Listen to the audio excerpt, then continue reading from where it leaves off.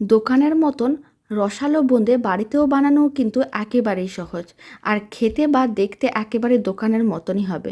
প্রথমে 1 কাপ বেসন নিতে হবে 250 গ্রামের মতন, আর 1 কাপ জল দিয়ে খুব ভালো করে মিশিয়ে নিতে হবে।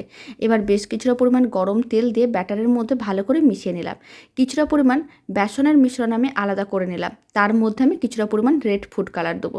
ফুড কালারটা একেবারেই অপশনাল, আপনারা চাইলে দিতেও পারেন, নাও দিতে পারেন, এতে বোঁদেগুলো দেখতে অনেক বেশি ভালো লাগে। এবার এরকম একটা হাতা নিয়েছি, হাতাটাকে প্রথমেই কিন্তু গরম তেলের মধ্যে ডুবিয়ে নিতে হবে, তারপর কিছুটা করে বেসনের মিশ্রণ দিতে হবে, আর এইভাবে কিন্তু বোঁদেগুলোকে প্রথমে ভেজে নিতে হবে, আর ফ্লেমটা হাইতেই রাখতে হবে। হলুদ বোঁদেগুলো ভেজে নেওয়ার পরে এবার আমি লাল বোঁদেগুলো ভেজে নেব।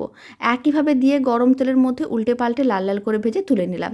সমস্তগুলো ভেজে নিয়ে এবার এক সাইডে রেখে দিচ্ছি, আর কতটা মুচমুচে হচ্ছে দেখেও বোঝা যাচ্ছে।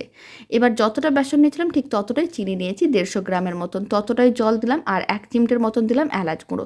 খুব ভালো করে মিশিয়ে চিনি শিরাটাকে ভালো করে ফুটিয়ে নিতে হবে।